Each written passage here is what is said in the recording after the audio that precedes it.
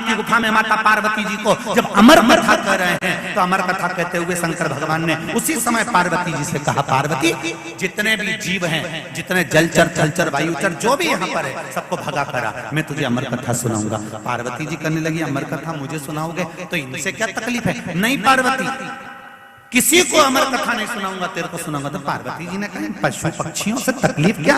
शंकर भगवान ने कहा, मुझे पशु पक्षी से तकलीफ नहीं है, दिक्कत ये है अकेले आए थे तो अकेले जाना है, इसलिए अकेले रहकर जो तुम भजन कर सकते हो, जो स्मरण कर सकते हो, उसके बराबर सुख नहीं मिल सकता। इसलिए पार्वती तू बैठ, मैं तुझे एकांत में शिव महापुराण की कथा सुनाता हूँ, अकेले में अमर कथा सुनाता हूँ, मैं अमर कथा तुझे सुनाऊंगा, तो सुन दिल से। क्योंकि अकेला मनुष्य के साथ शंकर भगवान ने कहा, पूरा परिवार तुम्हारी श्वास है तब तक तुम्हारे साथ में है, और जिस दिन तुम्हारी श्वास रुक गई उसके बाद तुम्हारे साथ परिवार नहीं होगा।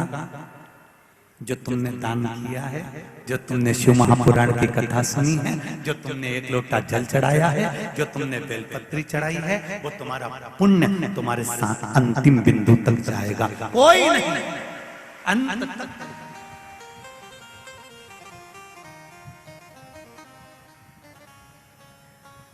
जिनके घर में साधु के वचन नहीं आते, सुन लेना जरा अच्छे से भीकन गांव वालों हो, और जितने आस्था चैनल पर सुन रहे हो और जितने फेसबुक ग्रुप पर सुन रहे हो, ध्यान से सुनना।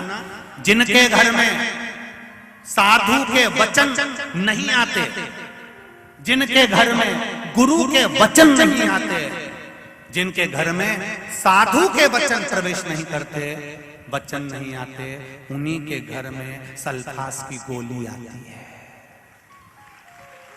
उन्हीं के घर में आती है। जिसने एक बार शिव महापुराण की कथा सुन ली, वो सल्फास की गोली खाने को तैयार ही नहीं होता, मरने की गोली खाता ही नहीं। क्योंकि शिवपुराण एक ही बात कहती है, काय को मरो, जो जितना कोसे उसकी छाती तो तमुंद लो।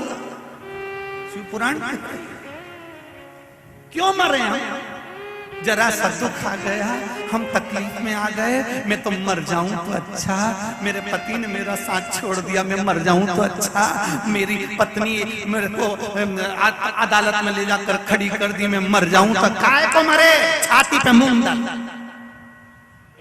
रोज उसके घर के सामने कंगी पाटी करके एक लोटा जल भर के उसी के घर के सामने के शंकर जी को चढ़ा, हर हर महादेव। क्यों मरे?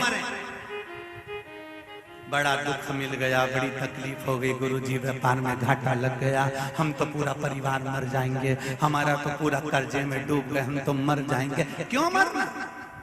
किसे? और मरना ही है तो प्लान चेंज करो। ये गोली मोली खा के तो बहुत लोग मर गए, पानी में डूब के भी बहुत मर गए, थोड़ा नई डिजाइन से मरो। रेल के नीचे भी कूद के बहुत मर गए, गाड़ी के नीचे बहुत मर गए, बंदूक से बहुत मर गए, अब कुछ नई डिजाइन लाओ। तो किसी ने पूछा वो डिजाइन कौन सी? हमने कहा कुछ नहीं, शंकर जी की कथा सुनो, एक लोटा पानी शंकर जी के चढ़ाओ, और जितना शिव जी के पानी चढ़ाओ, जो तुमको गाली दे उसके सामने उतने बंटन के जा, और शिव जी का भजन। एक बात ठानो, क्या मरना ही है तो शंकर का भजन कर करके मरूंगा, शिव की कथा सुनकर मरूंगा, शंकर का स्मरण करके मरूंगा, नहीं मरूंगा ऐसे। जब तक शिव नहीं चाहेगा तब तक नहीं मरूंगा। तो मरने की प्लानिंग चेंज करो, और जब तुम शंकर जी के हो जाओगे, जब तुम शंकर के हो गए, तो भोलेनाथ भी पार्वती जी से कहेगा ये सुधरने वाला नहीं है।